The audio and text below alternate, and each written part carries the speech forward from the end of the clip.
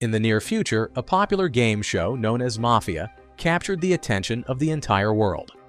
Although no one knows who its creator is, the game always begins with 11 people, 9 civilians and 2 mafiosos.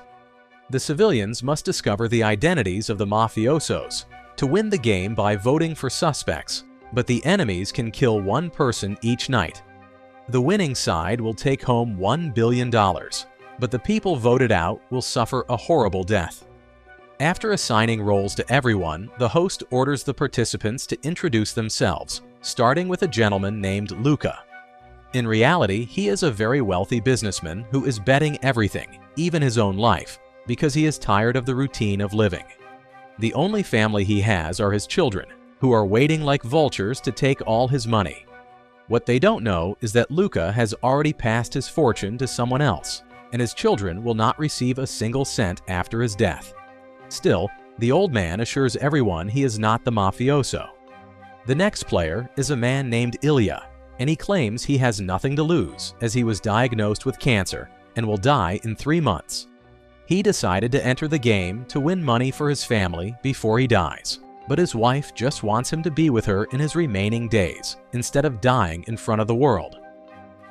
Shortly after, the host begins to introduce the 3rd and 4th competitors, informing the players that these 2 are playing for a different reason. It turns out these individuals are dangerous criminals who decided to play to regain their freedom. The younger one, named Ivan, assures everyone that he was unjustly convicted, but this only causes the other criminal, known as the Butcher, to laugh in his face. The others also begin to introduce themselves, and just like the previous ones, they all claim to be just innocent civilians. When everyone finishes speaking, the host immediately starts the countdown, as the players must now vote for who they believe is the real mafioso. This sparks arguments among the participants, who start throwing insults, but a woman named Mary tells everyone to stop wasting time. Since no one has any idea who the killers are, the girl decides to go with her first impression and accuses a man named Kirill. Another man named Peter immediately agrees and says everyone should vote now, but he is quickly interrupted by the Butcher, who recognizes Mary from a TV show. He also remembers that Peter was famous for trying to win her over as her #1 fan, which makes them suspects of being accomplices. Mary was indeed a famous dancer, but her career was destroyed by an accident that left her unable to walk. Her fame quickly disappeared as she lost the ability to dance, and she couldn't get the prosthetics that were too expensive. This left her with no other option but to enter the Mafia game, as it was the only way to get her life back. Realizing they have been discovered, Peter admits it's true, but assures the players they are not working together as mafiosos. People find that hard to believe and start voting for the woman, which makes Mary blame Peter for everything that is happening and begin to cry. The man tries to save the girl by telling the group that he is the mafioso, but this doesn't convince anyone, and Mary ends up being eliminated. The woman is forced to reveal her true identity by raising her hand, and everyone is shocked to see that she was actually a civilian. Suddenly, the woman's chair begins to move towards the black sphere, which ends up consuming her entire body, causing her to pass out. Mary is quickly taken to a place filled with rain and storm clouds, where lightning strikes furiously from the sky.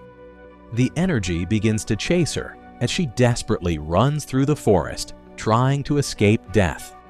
Mary is cornered at the edge of a cliff as the lightning closes in, and she has no other option but to jump, being killed by the energy immediately.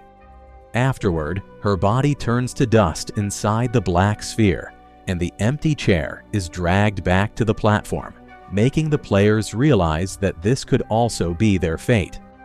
The host is not impressed with the players' decisions, and night begins to fall on the city, allowing the mafiosos to kill a civilian without the others knowing. When the lights reappear in the building, the mafiosos have already chosen someone to kill, and it is soon revealed that the next victim is the Butcher.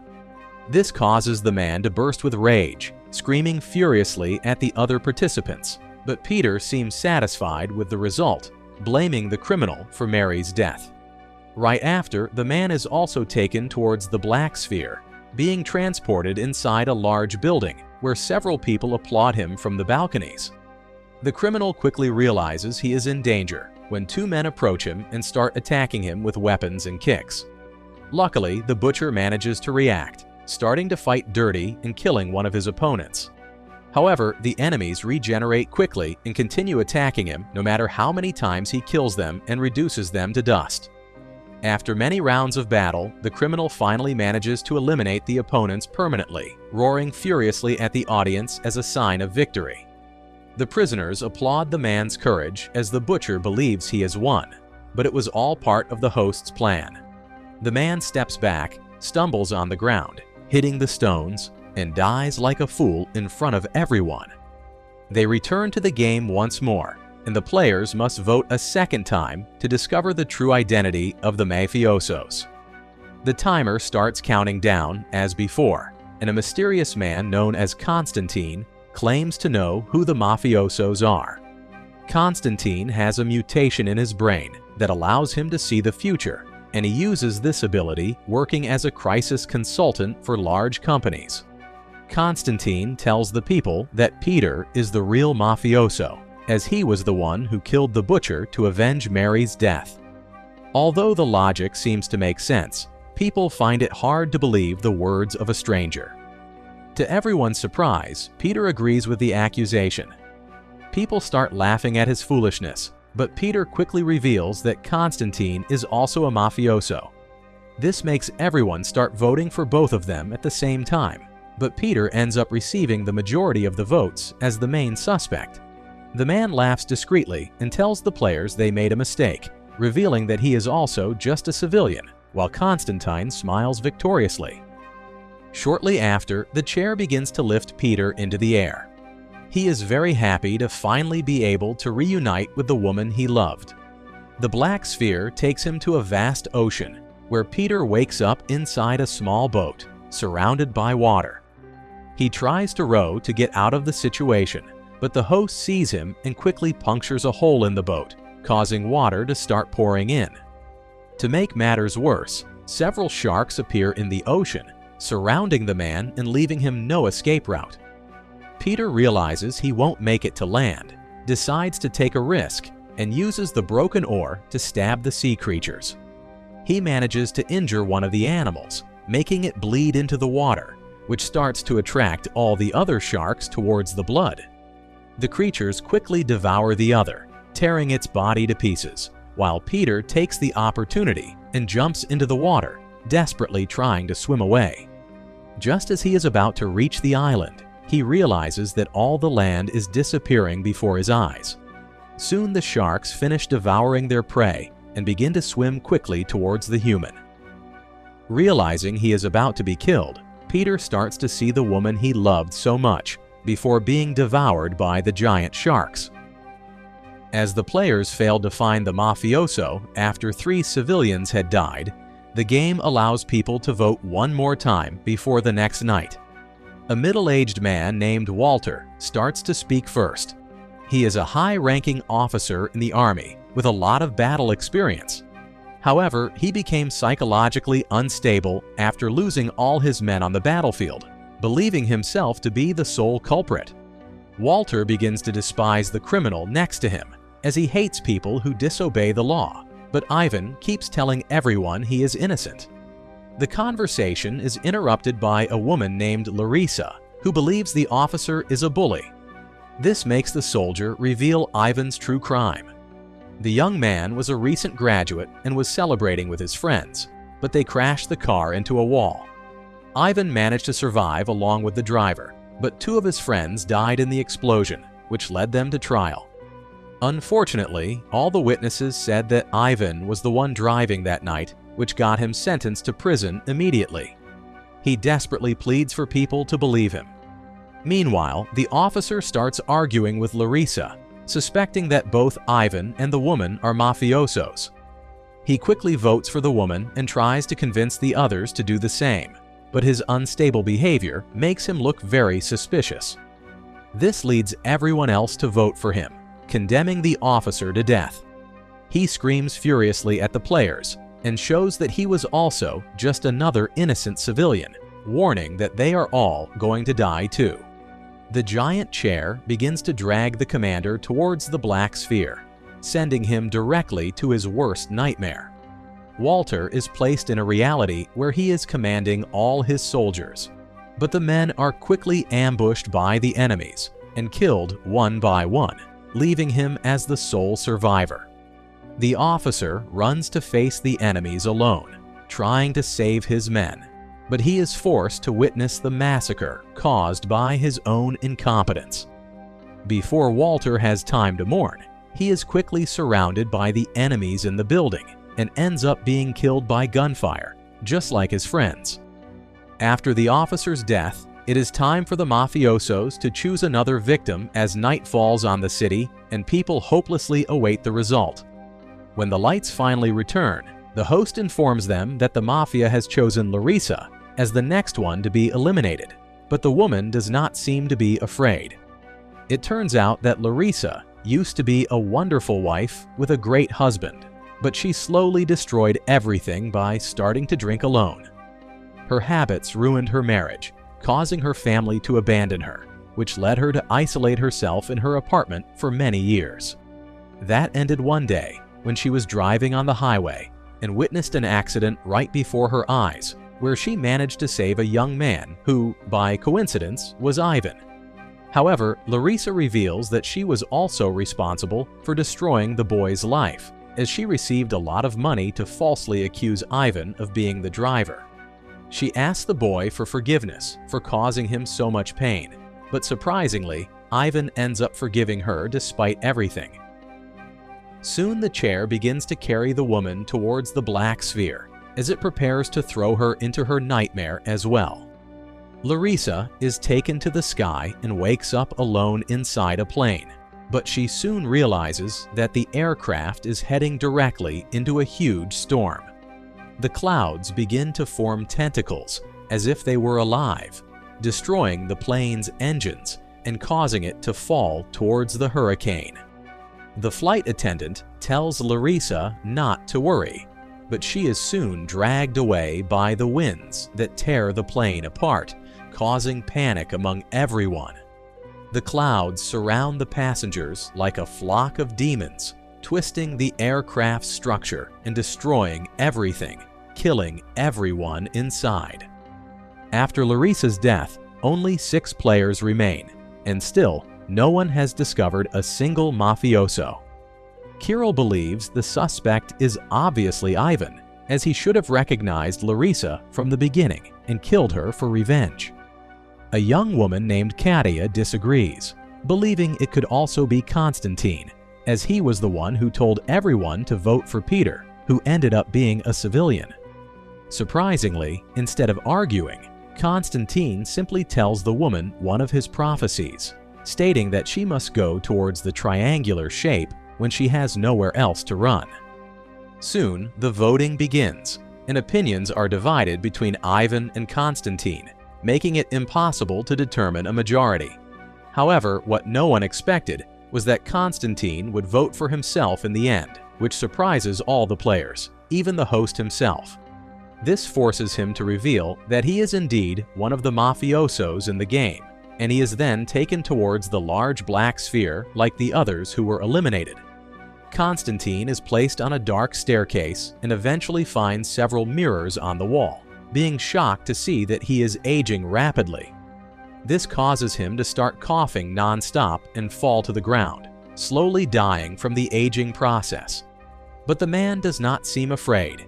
He tells everyone that this was part of his plan, as he managed to change the original course of the game.